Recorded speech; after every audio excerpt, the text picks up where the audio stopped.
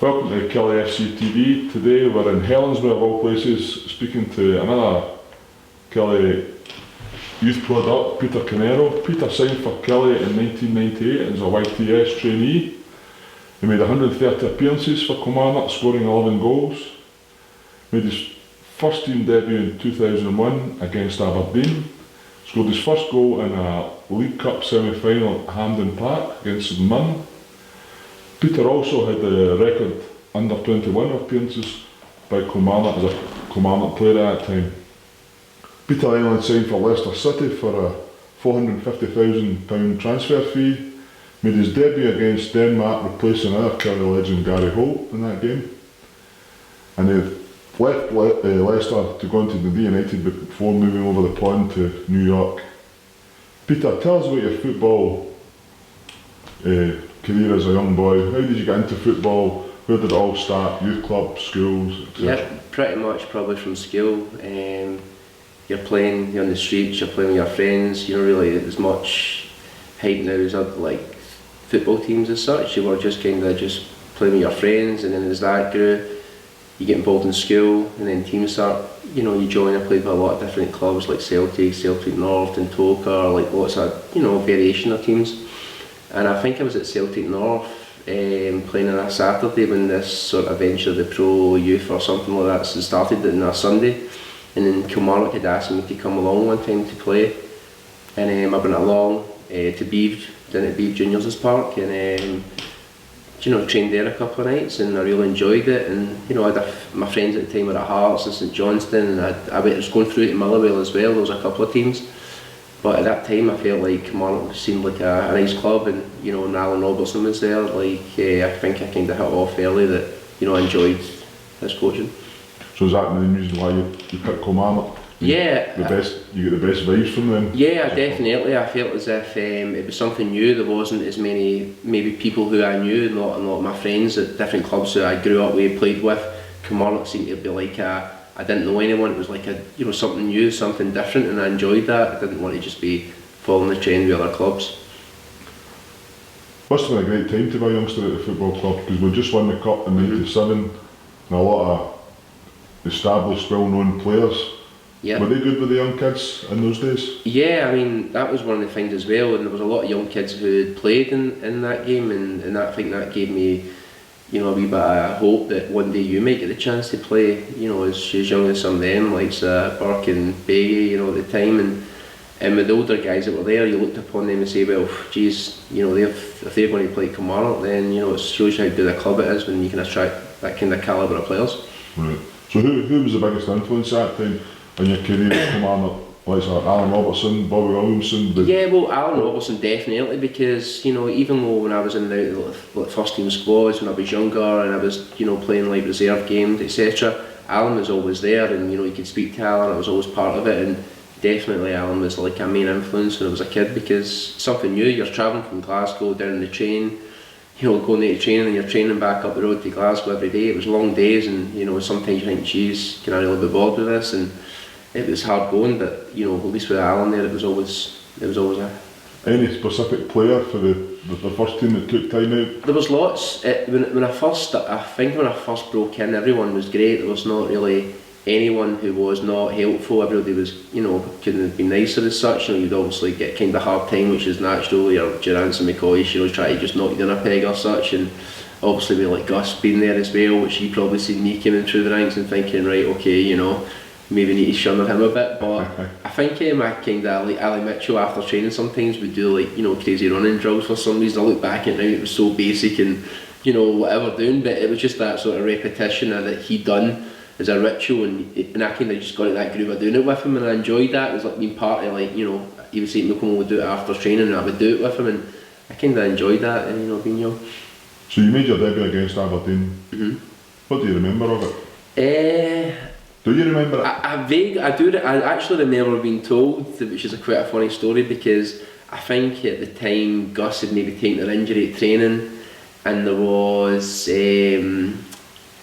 I can't remember it was Hammy, it was something Hamilton, it was I can only remember as Hammy, who was like at the club at the time, and he was like sort of Gus's understudy at the time, and I don't know, Stephen Hamilton, and I don't know if he was in favour or whatever, but I think I remember getting the vibes that, you know what, you could be playing here, and the kind of rumour about the YTs, you know, like, listen, you're going to get, at that time I was still out there cleaning seats and getting the boots ready and balls ready for games, and a Friday I think I get told, listen, you know, get yourself up the road, you know, you might be playing tomorrow, and it was like, oh, you know, so you kind of thought, right, I'm going to be involved. So I think I remember that stage. In the game, not so much, but I think I remember I gave away maybe the first goal with playing someone onside, vaguely, you know.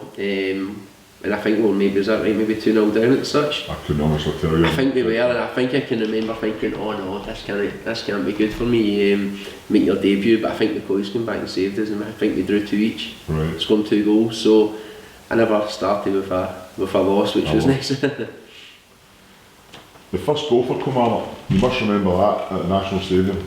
Yeah, I do.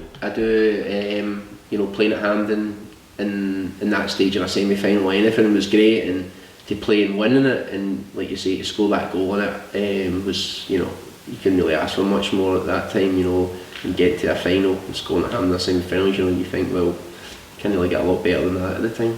You must have then been very disappointed not to be involved in the final against Celtic. Of course, I think at that time there was a lot of players in Kilmarnock that maybe were towards the end of their careers, and the possibilities of maybe not getting to another final was kind of looking certain, and maybe the manager at the time, Bobby Robinson, maybe thought that, and maybe that's what swayed his decision to maybe pick some of these players, and at the time you got to take it and say, right, okay, respect his decision, but you know, of course, you know, when you've played so well and you've scored a goal and you think, well, you know, it's just a matter of turning up and you're going to be playing, and when you get told, it was disappointing, but what do? You know, you've got to kind of respect the manager's decision and the players that are playing, and hopefully, you know, you get the chance. And obviously I came on in the game and we still lost, but you know, just got to kind of move on and hopefully get to another one.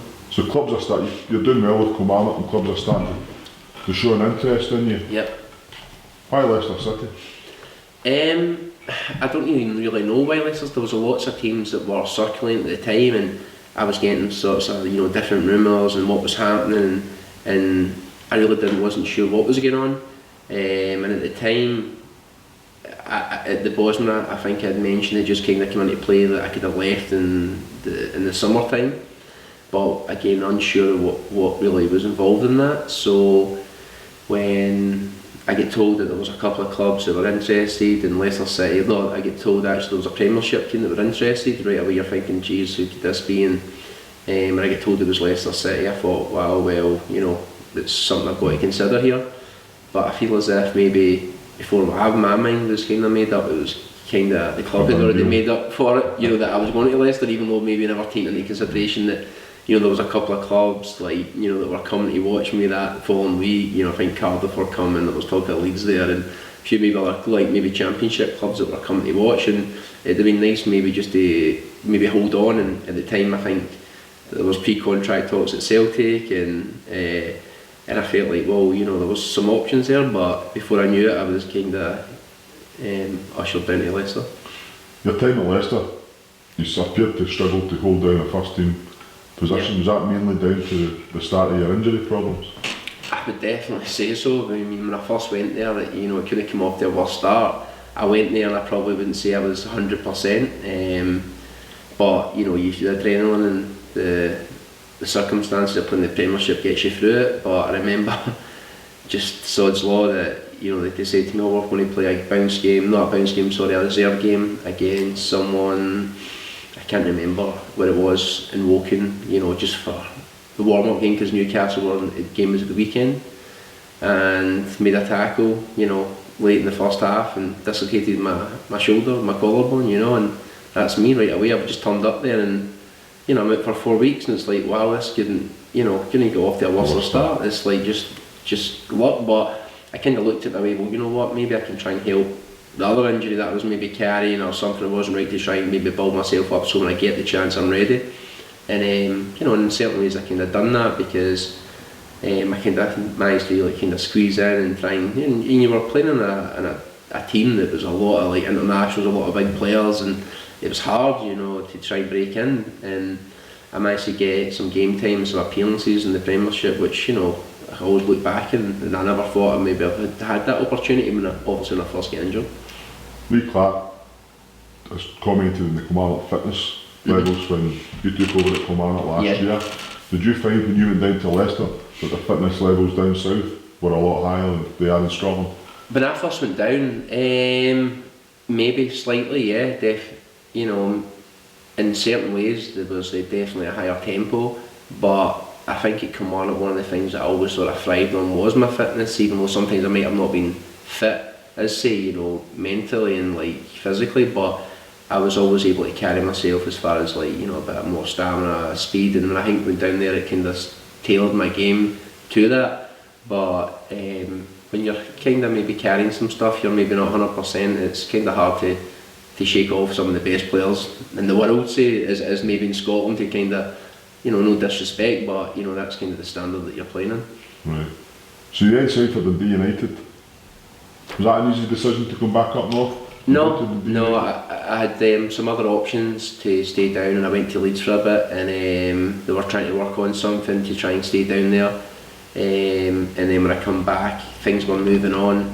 Asked to come up on loan, and I didn't really know what the best decision was. And Dundee United at the time were, you know, they were doing pretty well, and there was a few guys who I knew that were in that team, like Derek McInnes and Jim McIntyre, a few big names that, you know, I knew obviously playing against years ago. And when Gordon Chisholm had phoned me and asked me if you know, I'd like to come up, but you know, if I'm going to make a decision, I need to kind of make it quite quick because we want you for Saturday. And I kind of, you know, had a couple of days to say, right, okay, let's go for it. And before you know it, 3-4 days later, I'm back playing in the SPL. So you went to United, played a few games. Again, injuries have started to take their toll. You then get the chance to go to America, to New York. So how did that come about?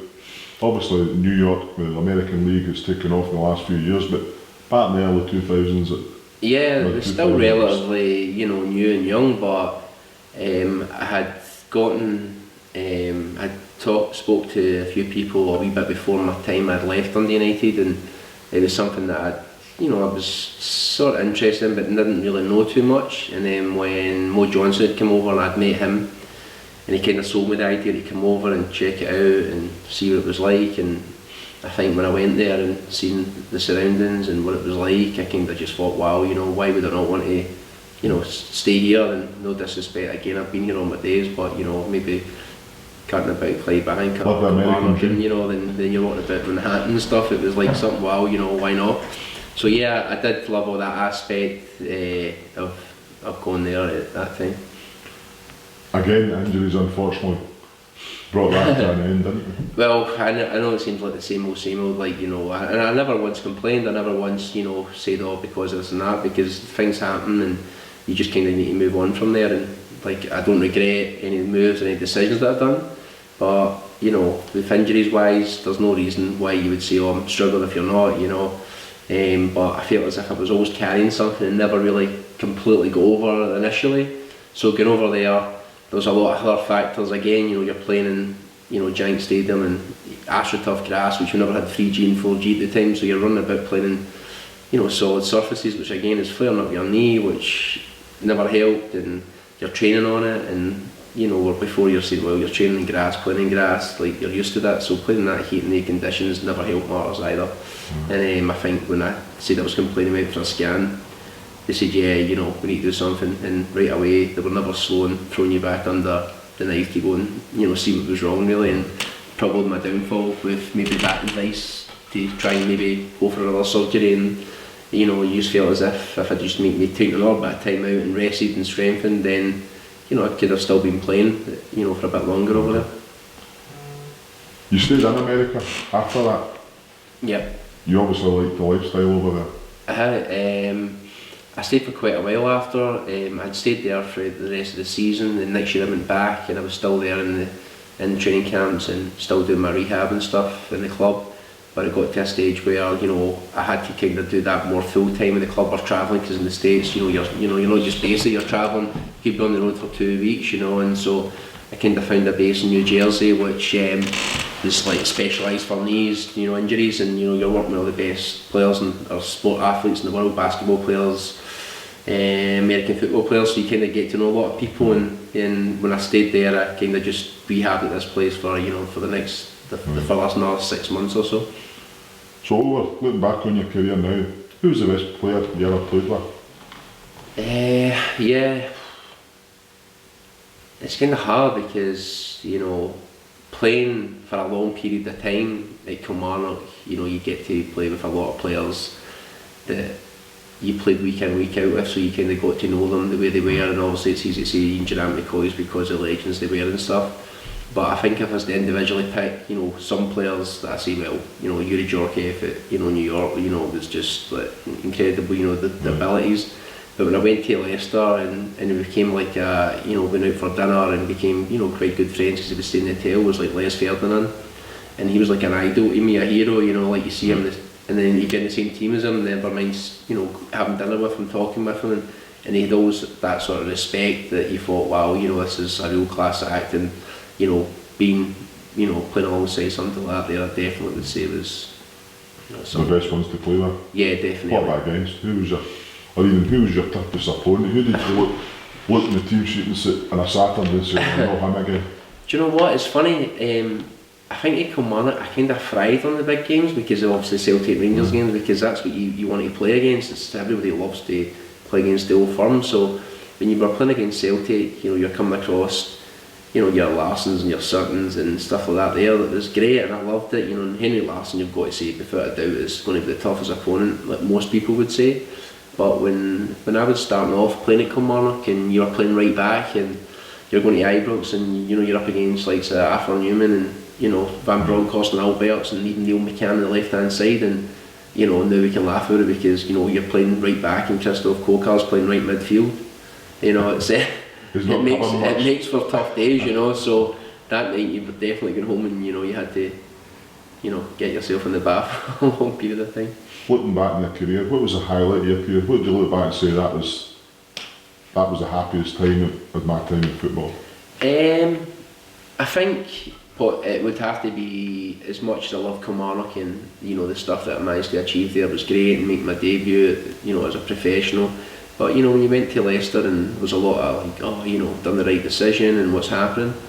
And when I come back and I played against Man City in Liverpool, and then when I come back I managed to play against Charlton away, and I know it seems Charlton, but my idol Paul Di Canio was playing his last games at Charlton, and playing against him was just it was, you couldn't believe, like I didn't even realise he was still playing, and when he's on the team sheet and you think, geez, I'm marking him, and then him getting taken off after like an hour, and it was like, wow, I've kind of done my job, but at the same time he's probably like 45 at the time, I don't know. But no, so then, and I think in the same sort of week, I think I went over to Denmark, and I was fortunate enough to get like a cap, for Scotland, which it wasn't something that I would say, right, okay, merit maybe playing wise, like you're playing the time you deserved it, which I got some stick for, but you'd done your time. I went through Scotland since I was 15, every year, every club. I never stopped playing, throughout, so you kind of got to the under 21s and playing non-stop, and then you got your future team games and all that stuff, and then you felt as if, well, you know what, kind of duty, just make the whole lot and get the whole kind of tick them all off basically, and so that was kind of nice that you can look back and see that. So what do you do with yourself? What does Peter Canero do with himself now? Well, now I'm in the renewable energy side of things. I get brought into this from my uncle many years back. I come back from New York, and it was something new, something different that I had not left school right to come on it. So you just really, a lot of kids, we don't know what we're going to do. And I was fortunate enough that he kind of trained me up and got me the experience that I needed to get where I'm at today. And I've been doing it ever since, and it's been great. It's something new to me, and now after quite a while I'm trying to look to maybe get back into the football side of things, coaching, rehab, and doing like sort of like sports therapy and stuff, which I'm just starting out on, and maybe in the future I can look to do that more full time. But just now I'm just open to all sort of options and ideas. And finally, Peter, a message for all Killie fans. Well, the Killie fans, obviously, if they pick the best fans, you know, it's never going to be a doubt that, you know, it's Kilmarnock fans, and it's not just saying that because it's, I need to say it, it's every time I've ever been down there, every time I'm, you know, around and stuff like that there, every week couldn't be nicer, and I try and get to some of the games if I can, and when I meet the fans, there's, you know, you couldn't ask for anybody nicer, and you know, there's never any bad hostility or bad words, and because I felt as if when I was there I was always honest and done my best. I never, you know, tried to kid on if I wasn't, but so, you know, I just hope that they can continue to grow, and hopefully we can, you know, move on and try to fight the other side, on the bottom side, which would be nice, rather than the end of every season kind of watching the games and going, oh no, you know, need them to lose, need them to win. So, but no, I think they'll get there. I definitely think they will. Peter, it's been an absolute pleasure. No problem Thanks very much. That's alright.